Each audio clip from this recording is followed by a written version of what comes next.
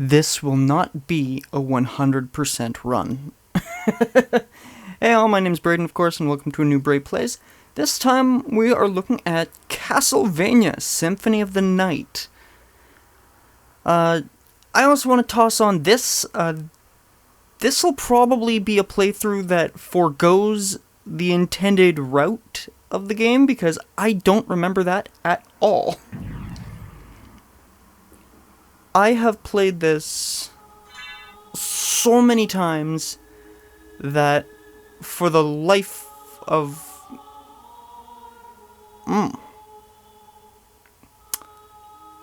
I see.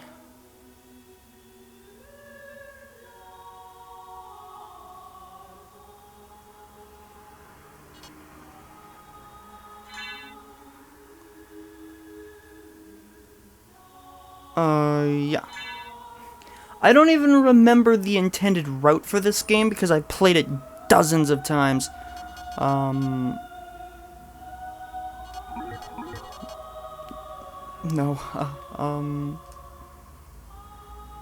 you know what? Let's go with the classic reference. Help me.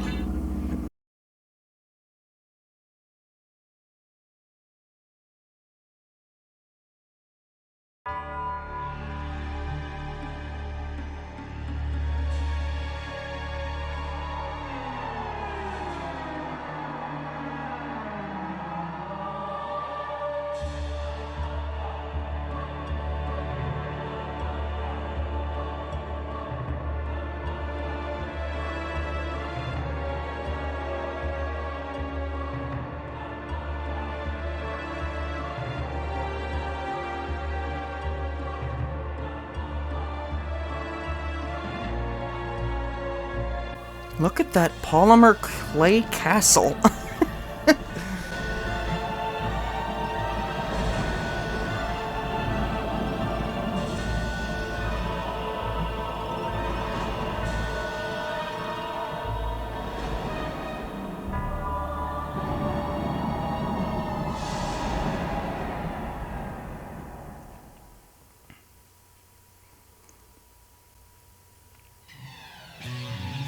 Alright, this is one of my all-time favorite games, so welcome to Castlevania Rondo of Blood.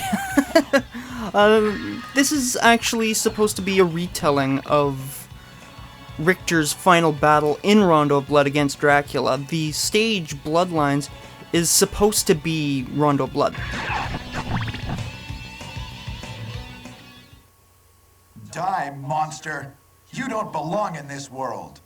Yes, I'm playing the PS1 version. Hand that I'm once again given flesh.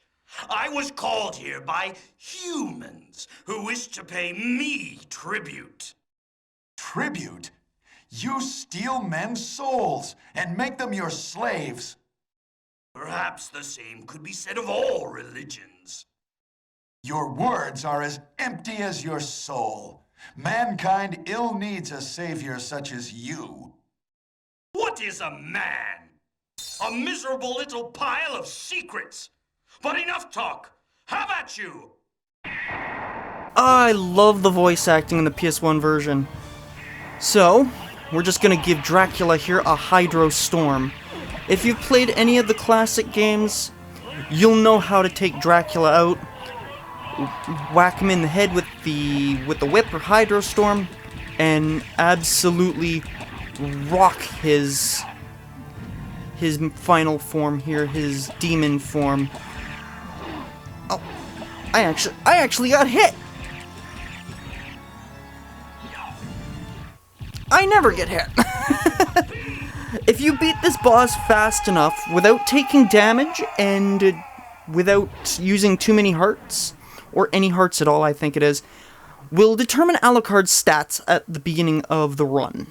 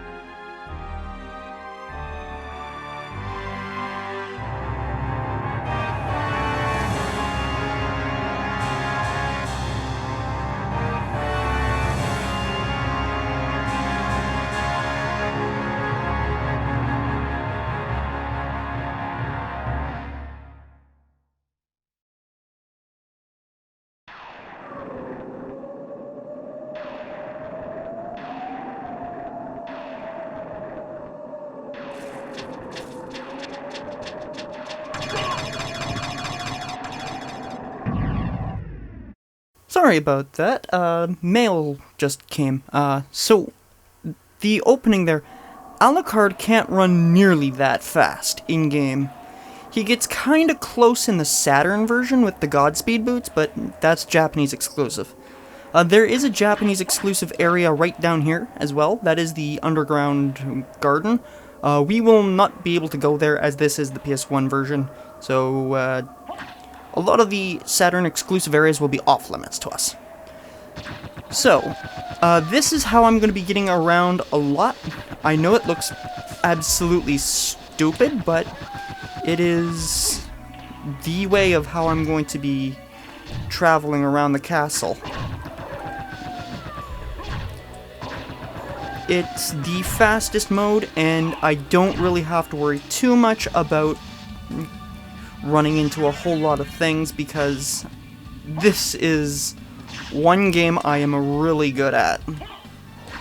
So the first thing I'm going to be doing here is I'm going to be coming down into this little underground sort of cavernous area, specifically so I can grind up a couple levels. I usually like to get about 3 or 4 levels before moving on in the game, so I really don't want to cut out any sort of footage at this point, but it's just that necessary evil, so I'm going to grind off the mermen here to get my levels up, and I will be right back when I'm at a sufficient level that I'm happy with.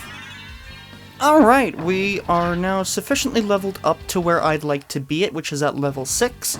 So the first couple bosses aren't really going to give us too much difficulty. This opening segment of the game isn't too terribly difficult. There aren't a whole lot you really have to worry about. I mean, the wargs you kind of have to worry a little bit about, but if you know where some of the hidden food is very early on, you don't have to worry too terribly much.